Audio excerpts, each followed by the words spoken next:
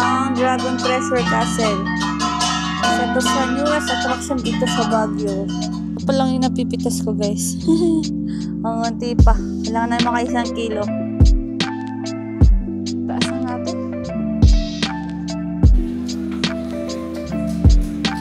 Lapit na kami sa Dragon Treasure Castle. Located pala siya dito sa Irisville Phase 2 subdivision. Parang ongoing construction pa siya.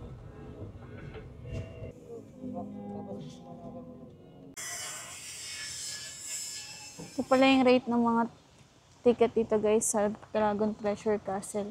65 sa adult, tapos sa senior and PWD and student, 132 pesos. Tapos baby, 1 year old below, free siya. Mga tinda sila dito, mga necklace.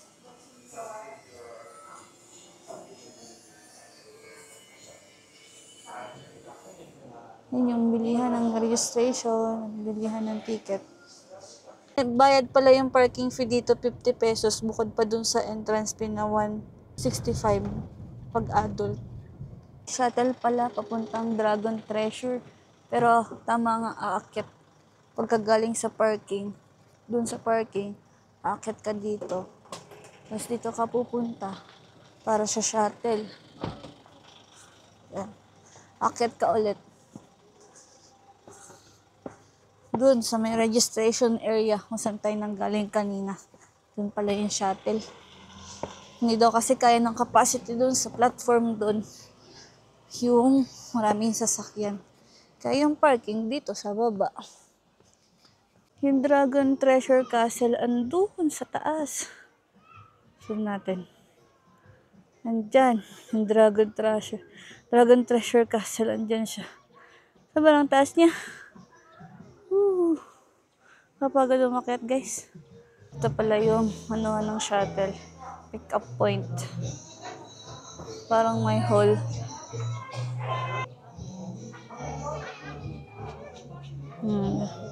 Need ng stamp. Ito pala yung number namin sa shuttle. 172. Pagka-stamp, bibigyan ka ni ma'am ng number para makasay ka ng shuttle. Sakay na kami ng shuttle. Papuntang Dragon Treasure Castle, guys.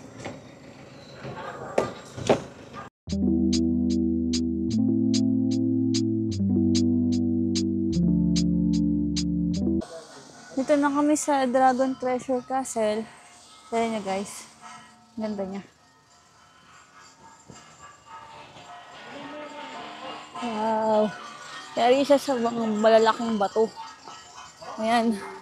Ito yung entrance gate niya.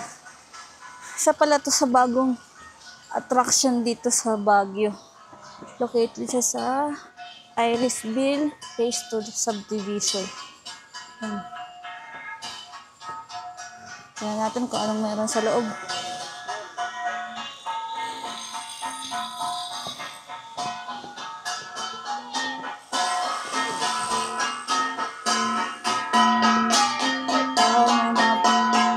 Sumasayaw-sayaw pa. Ang kultura ata nila yun.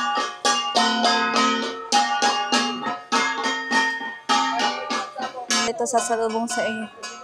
Mga sumasayaw. Alam mo, ang tao sa sayaw na yan.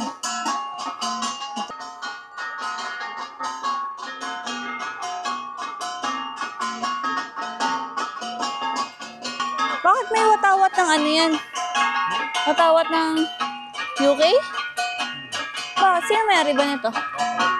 Siguro may-ari nito taga UK kasi watawat nila yung nakataas din eh. Di watawat ng Pilipinas.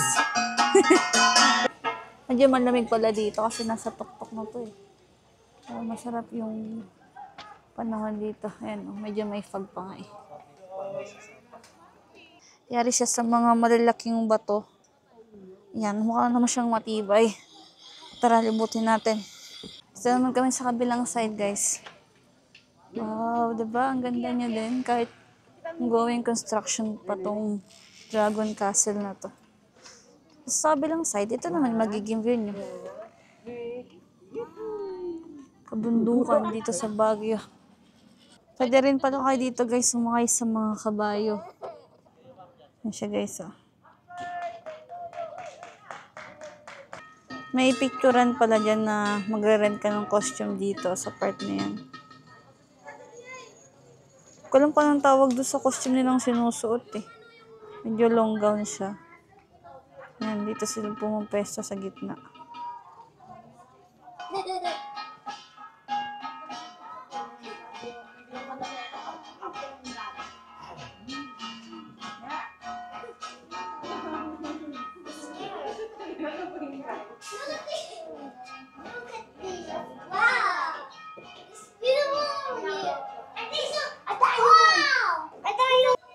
Tuktok. May yung bato pininturahan ng kulay. Medyo gold. Medyo madilaw-dilaw. Yan. Siguro lahat pipinturahan nila. Hindi pa lang tapos. Dito pa lang sila sa part ng taas. Yan. Pakita natin. Ayan. Ongoing construction pa yung itaas. Hindi pa gaanong tapos. Ayan sa baba.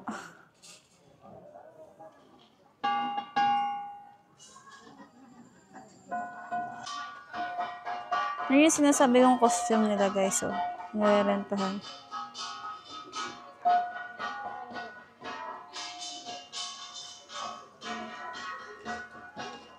Pababa na tayo.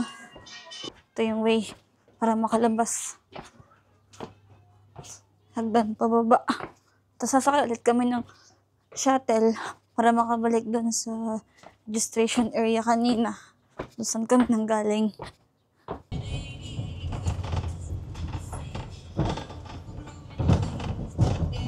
Next stop namin guys, Strawberry Farm. Magpipik kami ng strawberry. Punta na kami doon ngayon.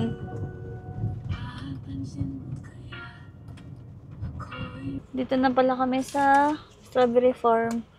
May bayad pala dito yung parking fee. 30 pesos pag kotse.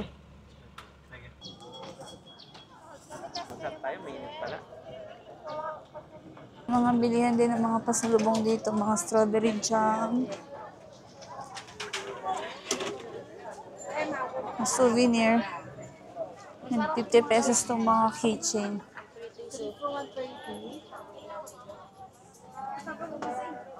Yan, 100 assorted.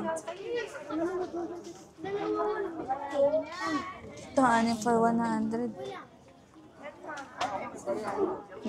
Hanggang dulo yan guys. Bili ng mga pasalubong. Yung 1 kilo ay 150 guys ang strawberry dito sa labas.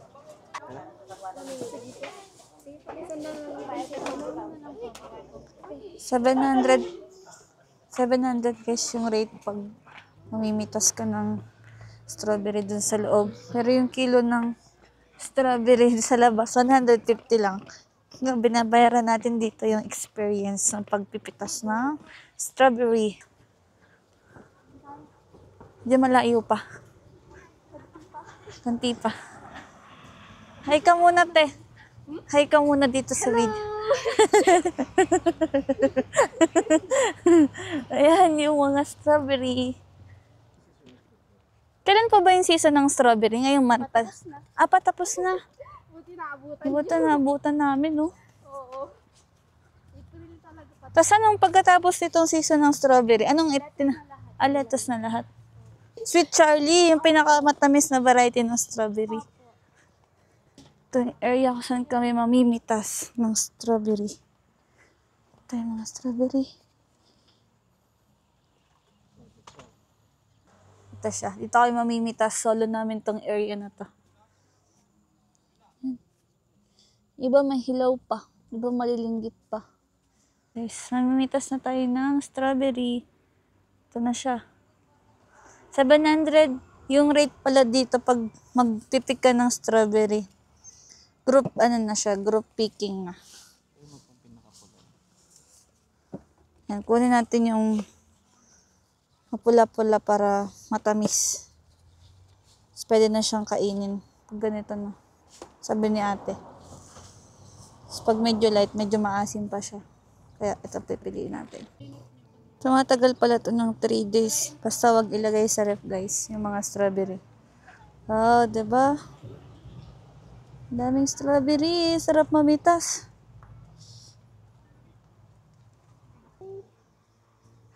Sa pang maliit para mag-isa natin. Isa pa.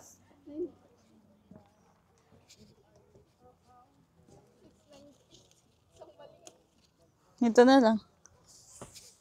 1 kilo na siya. Ay, kasama pa yung basket. Opo, pero nakatala na rin siya. Okay, thank you. Dito na kami sa Bell Church.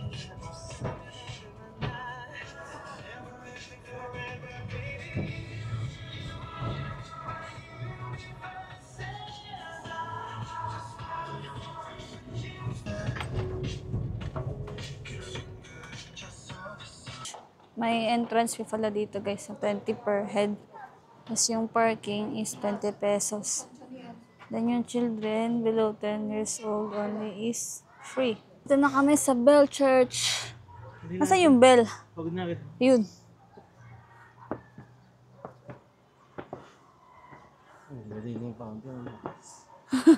Malakas pa yung ihi ko, guys, sa fountain. Sino niya?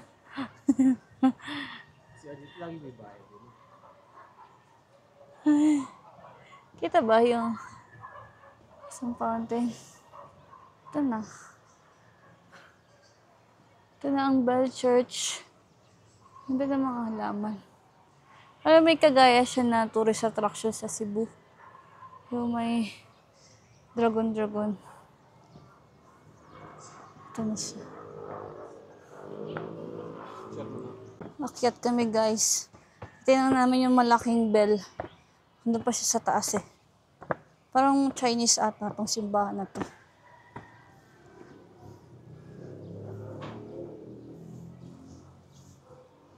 Ayan siya. Nandun yung malaking bell sa pinakang taas. Kaya akyat muna kami. Ito na. Nandito na kami sa taas. Sa pinakang taas. Ito na siya, guys. Ang laki niya. Ang laki kasi ang laki ng tao.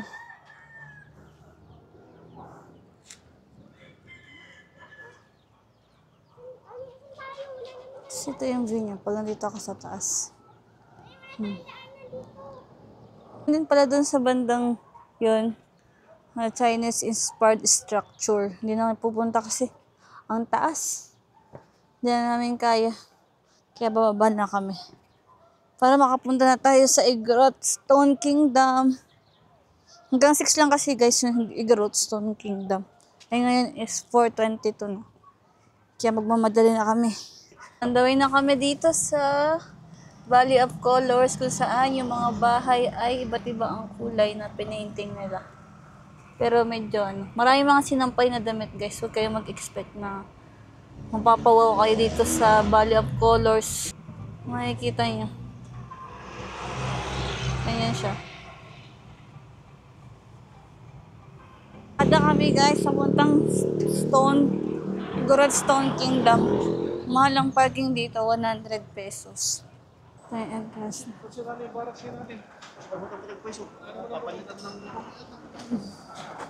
Tignan natin yung rates kung magkano.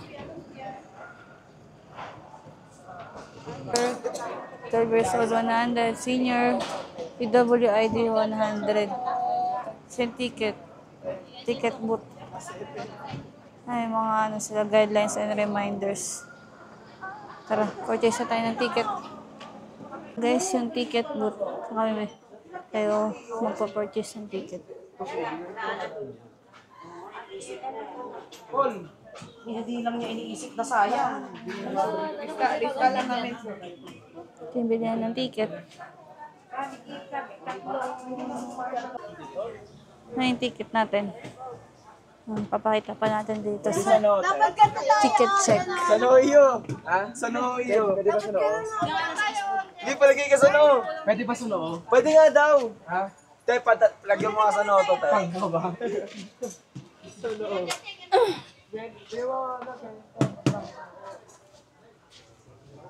Need pa pala lagyan ng stamp bago makapasok.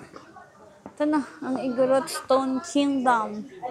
Parang katulad din siya nung sa Dragon Pleasure Castle. Yari siya sa bato. Ito na ang Igorot Stone Kingdom. Oh, may kabayo din dito. Picture taking ay solo. 100 pag group. Abang meron pa ma'am, uwi na sila mamaya.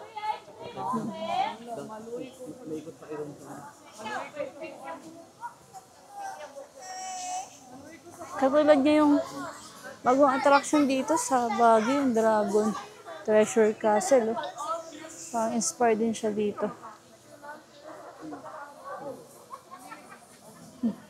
Bigyan din dito ng mga souvenir.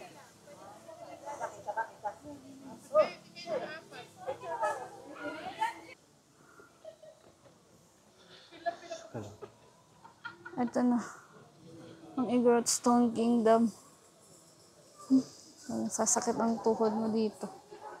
Ang taas.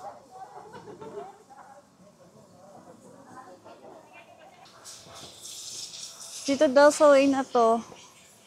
Yes, panoramic view deck.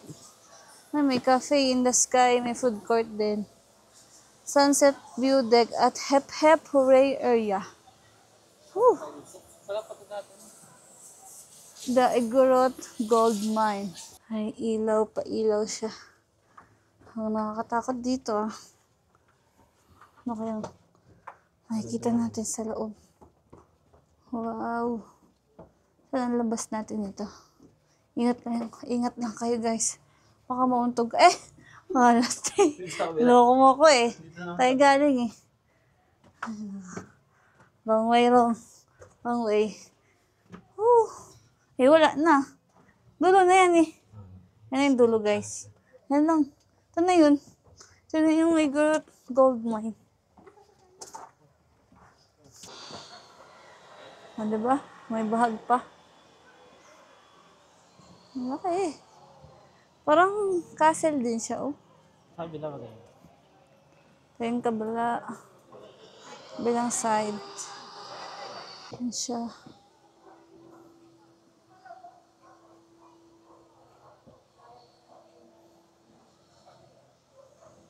Igorot na may dalang.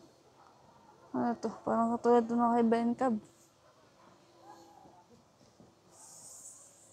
Artwork ni Bencab. Ito na ang panoramic view deck. Whew! Ang pagod umakyat. Yan na guys. Yan ang Igorot Stone Kingdom. Nandito kayo sa panoramic view deck. Ganyan makikita nyo. Nakapagod. Dito pala guys yung kainan. Mga kainan dito kasi sarado. So alas 6 lang tong Igorot Stone Kingdom. Dito pala kami ngayon sa 456 Hotel. Dito kami mag-check-in. Ang ganda niya guys. Mukhang Chinese yung may-ari ata nito. Ito, andito kami ngayon sa 456 Hotel. Dito kami nag-check-in ng isang gabi. Ito yung CR nila. Yan, may shower area. Ito may salamin. 3,000 pala yung book namin dito. Ito yung aming bed. Malaki yung bed nila. Tapos kung gusto nyo gumamit ng aircon, mag-a-add kayo ng 500 bukod pa dun sa 3,000 pesos. Ito. May kapihan din sila dito, table. Ito may TV, may cabinet, tas ito ang view namin.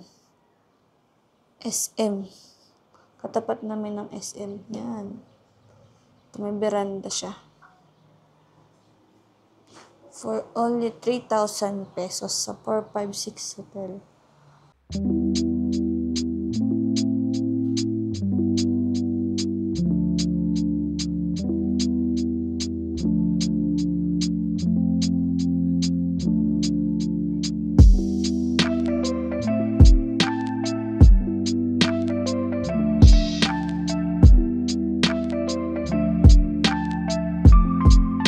Doon nga pala kami kumain sa Karinderya, malapit sa 456 Hotel. Extend pala kami guys ng 1 day. Kasi hindi kami makakaalis ngayon dahil coding kami dito sa Baguio. On the way na kami sa Kamjanhay. Punta kami ngayon sa Lemonette Hotel.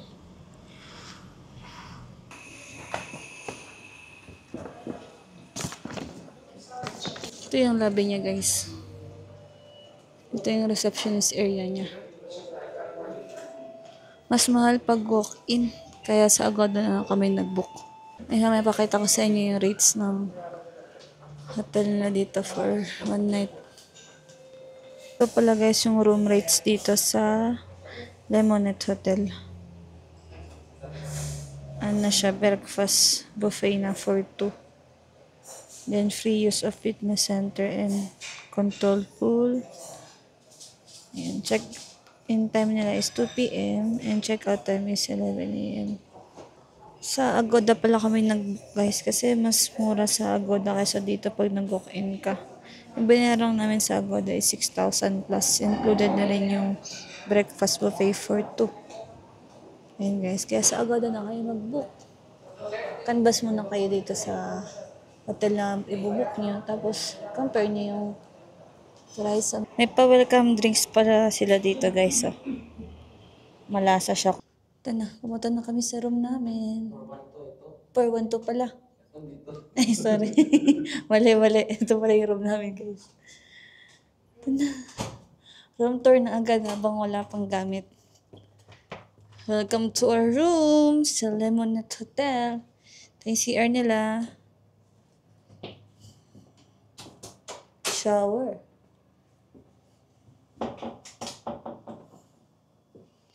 Dalawang bed. Uy, complimentary kaya yan. Sigurado may bayad yan. Ito na. May balcony ulit kami. Kaya natin ka anong view. Ito yung aming bed. Ito ang magiging room. Ito ang aming bed. Ito ang aming veranda. Wow, ang ganda naman dito. Guys, ang aming view. Puro pine tree. Tapos sa baba may garden.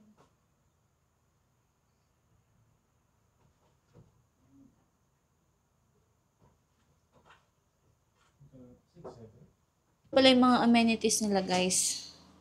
Toothbrush, may shower cup, may body lotion, may soap, may tissue. Tapos ito may tsinelas pa. Sila ditong mini ref. Tapos may pa-coffee pa sila. Ayun, may 2 libreng tubig. Bottled water. So ito may mga snacks, chocolates, Pringles, chips, and cup noodles. Pero di yan libre. May bayad yan. Ito yung price list niyan. So, laman ng ref nila ito. Mga Coke in can. May beer. May pineapple juice and bottled water 4 seasons. Yan. Pero hindi yan libre guys. May bayad yan Kaya huwag kayo basta iinom. Patay tayo dyan. Wala palang aircon dito guys. Pero may air cooler and may fan. Punta na tayo sa garden nila. Pasok natin. Ayan, yung mga tinitinda naming paso guys sa Lazada at Shopee at TikTok. Umabot na ng Baguio. Baguio. Bango. May laundry. Ito yung kanilang garden. Pwede ka pang magsing-sing dyan, tumambay. May upuan din. May upuan din dito. May papuso pa sila. Heart. Andin yung aming room sa pinakang taas sa 4th floor.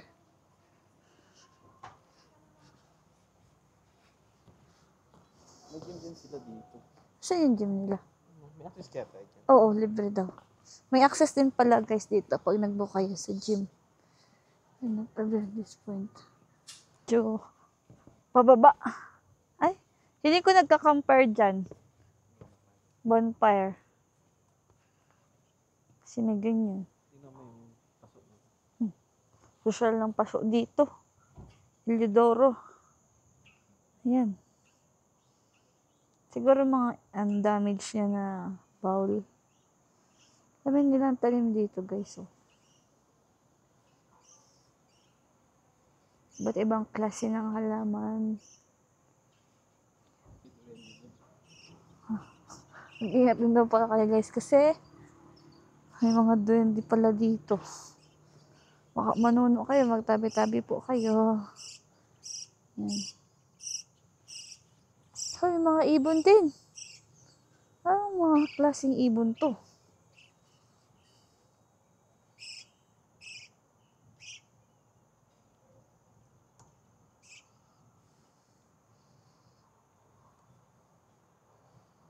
Yan yung Lemonette Hotel.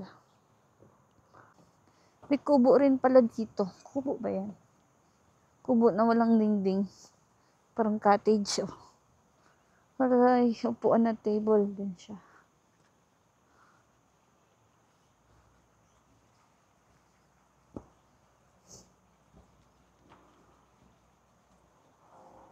White at ang 7 dwarfs pero 4 lang.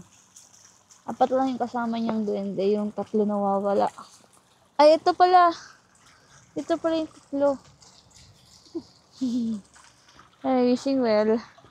Mag-wish na kayo. Munong hindi matupad sa buhay. Hindi na kayo makakain.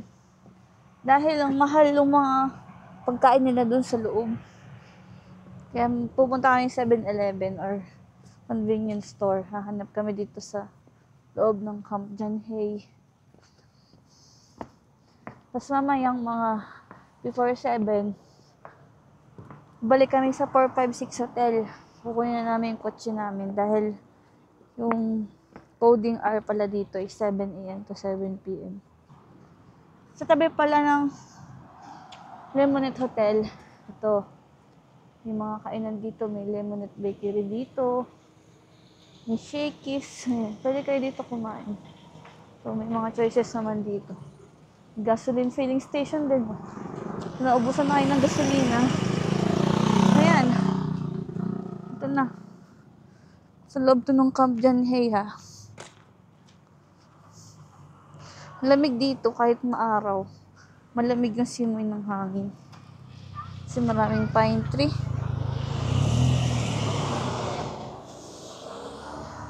Pwede rin pala dito tumambay, oh. Ang dami nagpipiknik dito.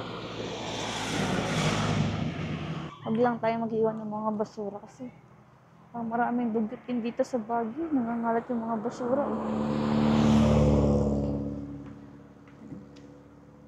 Save Mother Earth. Malapit na Ito pala, guys, yung pwede rin tambayan sa ilalim ng mga pine tree. Yan. Tabi lang yun ng Lemonette Hotel. Daway na kami papuntang Balahadja Slaughterhouse. Nagtaksi pala kami, guys, kasi coding yung sasakyan namin. Ito yung way papunta doon galing Lemonette Hotel. Yan. Kakain kami ng bulalo for dinner. Na kami sa may labas ng Balahadja, Bulalohan. Located siya sa Barangay Senior Santo Niño Plaza, guys. Ito. Located siya dito. Tara, pasok tayo. Yung bayad pala namin sa taxi is 150 pesos mula Lemonette Hotel. Dito kami kakain sa Balahadja, best bulalo in town. Mga menus sa Balahadja Kitchenette. Ayan. Yung best seller dito ay yung kanilang beef balalo. Yung mga other menu din sila, vegetable, may inumin nila. So, ito yung mga short order. Yan.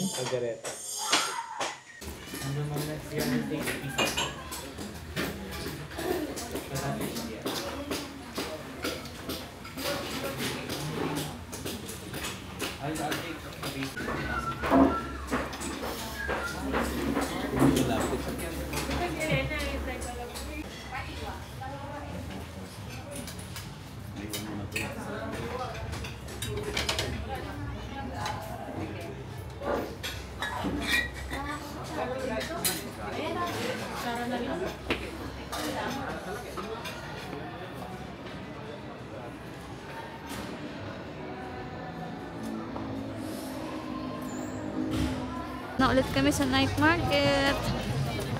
Last day na namin dito sa Baguio. Kaya magpo-food trip muna kami. Yan, madami ng tao guys. Mas madaming tao ngayon. Yung breakfast buffet dito sa Lemonette Hotel.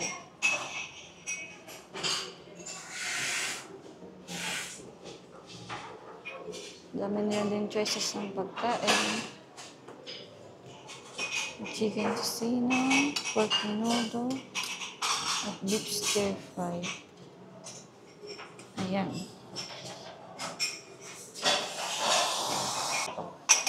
Metro. With coffee. Dalawa. May cereal section din sila dito.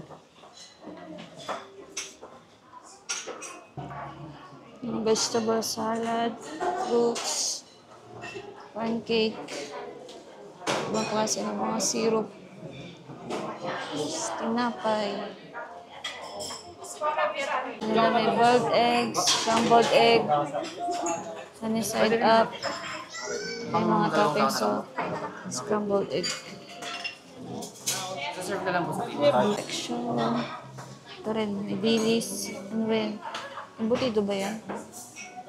Liya, itlog na pula. Tabi-tabi. Chicken tinola pala yun eh. Ano pa yung isa? Chicken congee. Ito chicken tinola.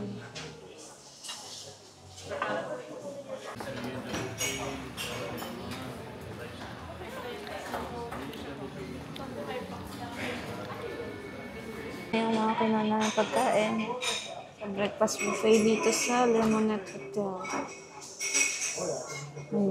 Chok.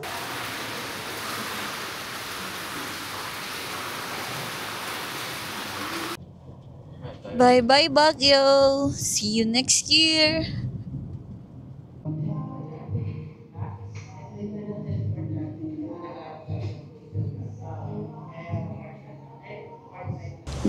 Dito na tayo sa Maldives. Katapat lang to mismo ng airport, yung Belana International Airport. Diyan kami bumaba kagabi. Kaya mag-i-stay. Pero magla-lunch muna kami.